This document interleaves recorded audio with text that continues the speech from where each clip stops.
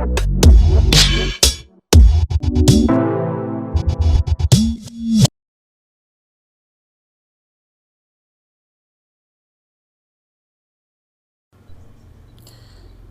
semuanya, kembali lagi bersama Tarifa Movie. Semoga teman-teman semua dalam keadaan sehat, tidak kurang suatu apapun. Adapun yang sedang mendapat cobaan, semoga segera berhasil melewatinya. Sebelum menonton video kali ini, tidak lupa kami mengingatkan bahwa konten berikut ini adalah full spoiler. Jadi, bagi yang belum menonton filmnya dan tidak ingin terkena spoiler, bisa menonton filmnya terlebih dahulu. Tetapi jika teman-teman merasa tidak keberatan, silahkan menikmati sajian review film dari kami. Di video kali ini, kita akan membahas sebuah film bergenre thriller misteri berjudul The Da Vinci Code. Film garapan Ron Howard ini merupakan sequel pertama yang mengadaptasi novel dengan judul yang sama karangan Dan Brown. Film ini dibuat pada tahun 2006 dengan durasi 148 menit dan dibintangi oleh aktor kenamaan Hollywood Tom Hanks. The Da Vinci Code menceritakan perjalanan Profesor Robert Langdon dalam membongkar sebuah kasus pembunuhan sekaligus konspirasi yang mengiringinya. Film dimulai dengan adegan seorang kurator dan kepala museum terkenal di Prancis, Jacques Saunier, sedang berlari menghindari kejaran seorang rahib Katolik bernama Silas. Silas memaksa Saunier memberitahukan lokasi rahasia tempat penyimpanan artefak kuno. Karena terpojok, Saunier memberitahu lokasinya, namun kemudian Silas menembaknya.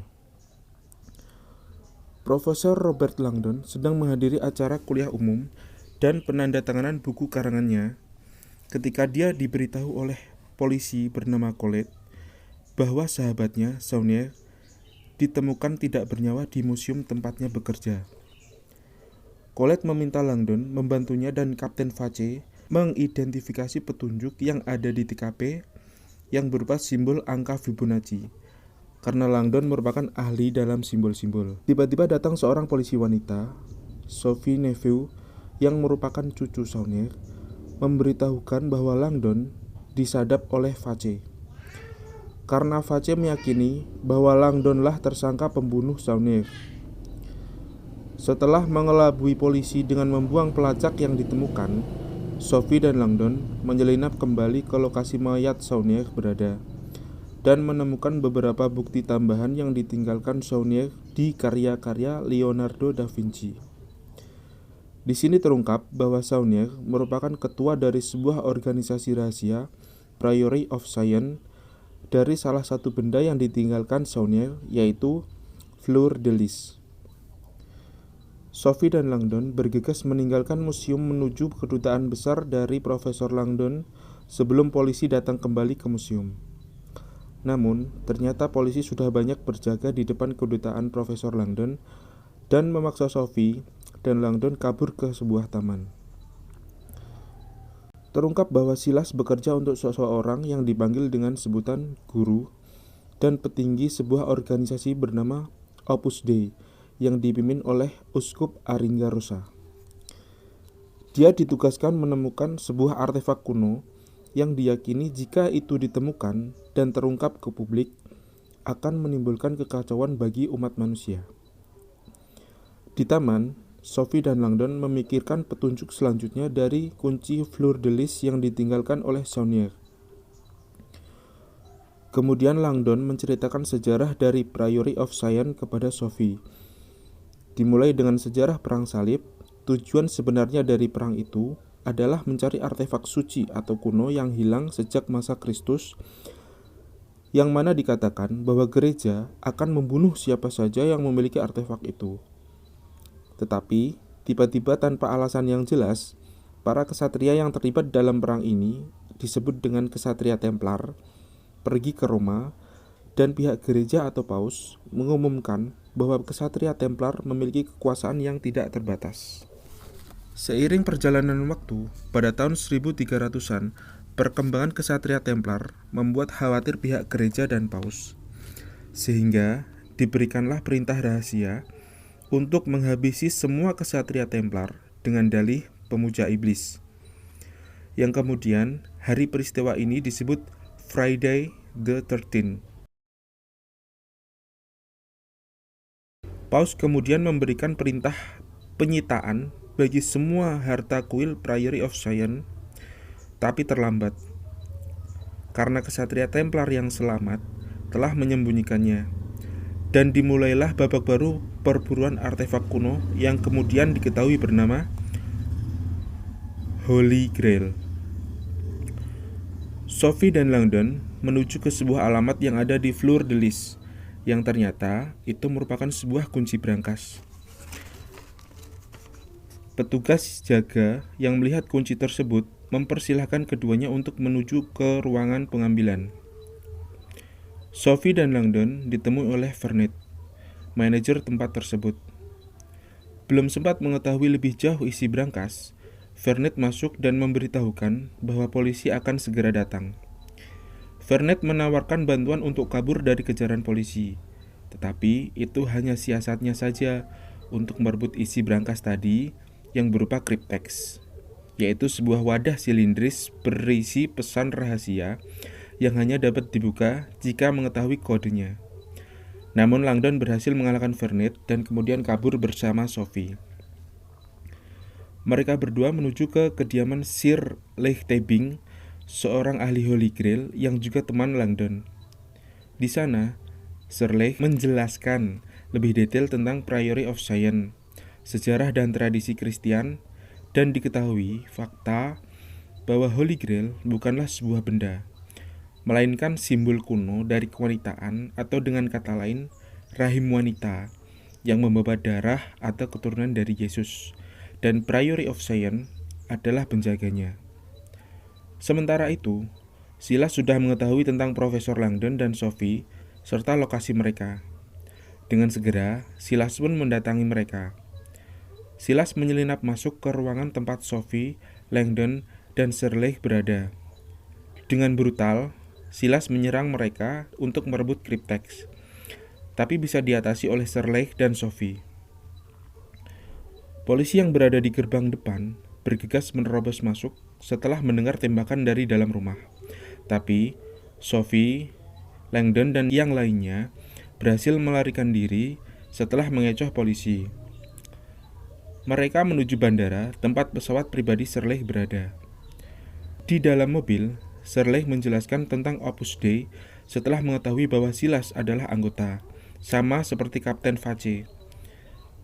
Sir Leigh mengatakan bahwa tujuan Opus Dei adalah menghancurkan garis keturunan Yesus. Di sini mulai terkuak bahwa ada perang rahasia besar yang tengah terjadi antara Priory of Sion dengan Opus Dei. Rombongan akhirnya terbang menuju London. Setelah Profesor Langdon mendapat petunjuk dari lambang mawar di atas kotak tempat cryptex. Ketika mendarat, polisi London telah mengepung pesawat yang mereka tumpangi. Tapi Sophie dan Langdon berhasil lolos berkat siasat cerdik Sir Leigh. Tujuan mereka selanjutnya adalah sebuah gereja di London. Mereka mencari makam salah seorang kesatria Templar yang ada bolanya. Tetapi kejadian tak terduga terjadi. Silas masuk ke dalam gereja dan menyandera Sophie, yang ternyata Silas sengaja dilepaskan oleh Remy, pembantu Sir Leigh. Dia mengambil kotak penyimpanan cryptex dan membawa Sir Leigh sebagai ganti Sophie. Beruntung, Sophie dan Langdon berhasil lolos dari Remy. Dalam perjalanan, Langdon menemukan sebuah petunjuk tentang kesatria Templar yang sebenarnya dimaksud. Dan sesuai petunjuk yang didapat, kesatria tersebut ternyata adalah Sir Isaac Newton. Di sebuah pelabuhan, terungkap bahwa semua ini adalah rencana Sir Leigh. Dia adalah guru yang memerintahkan Silas membunuh para Grandmaster atau pemimpin tertinggi Priory of Sion. Setelah membunuh Remy, dia menelpon polisi dan mengatakan bahwa Silas, pembunuh Saunier, berada di rumah singgah Opus Dei di London. Mengetahui kedatangan polisi, Silas mencoba kabur. Dan di saat yang bersamaan, petinggi Opus Dei, Uskup Aringarosa pun tiba. Silas menembaki polisi yang menyergapnya. Namun, ketika Uskup Aringarosa mencoba menghentikan Silas, malah tidak sengaja tertembak oleh Silas. Silas yang kaget akhirnya ditembak mati oleh polisi. Beruntung, Uskup Aringarosa masih hidup. Ketika dia menanyakan kondisi Silas, di sini Vace sadar sudah dimanfaatkan oleh Opus Dei, dan Uskup Aringarosa pun dibawa oleh polisi. Di gereja tempat Sir Isaac Newton dimakamkan, Sophie melihat jejak kaki dari Sir Leigh. Di sini Langdon sadar bahwa semua kejadian ini adalah rencana Sir Leigh.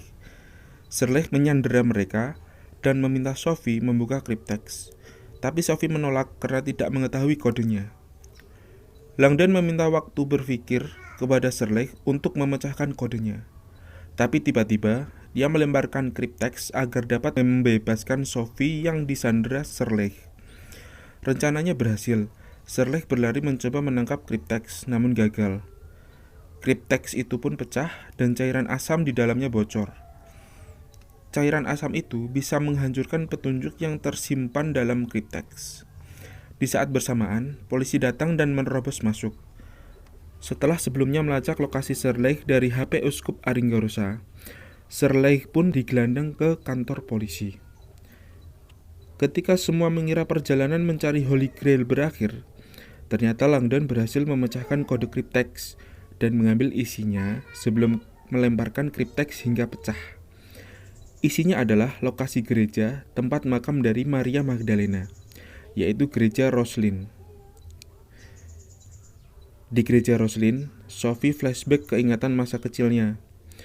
Kemudian Langdon mengajak Sophie masuk ke dalam makam. Di dalam makam, ternyata jenazah Maria Magdalena sudah dipindahkan ke tempat lain.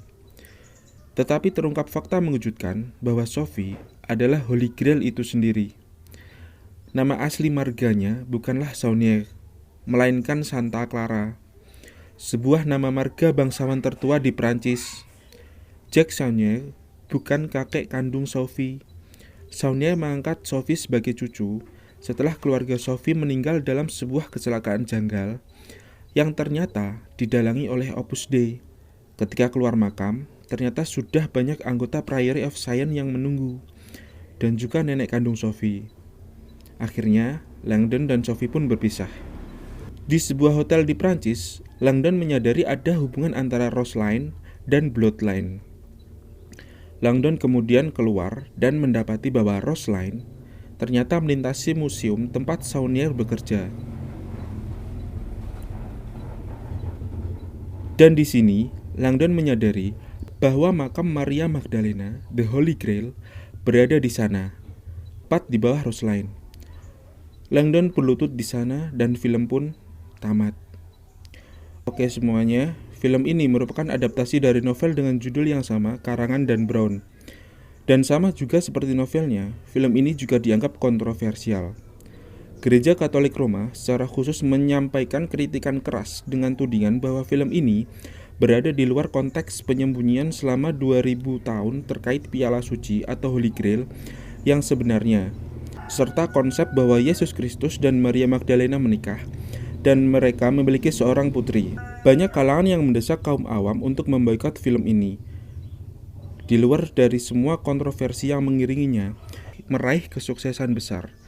Dan saya sendiri menyukai film ini karena seperti film-film detektif dan juga ada plot twist yang tidak disangka-sangka. Oke, sekian dulu review film kali ini. Jika ada kesalahan dalam penyajian mohon dimaafkan. Kritik dan saran yang membangun sangat diharapkan. See you next video. Bye-bye.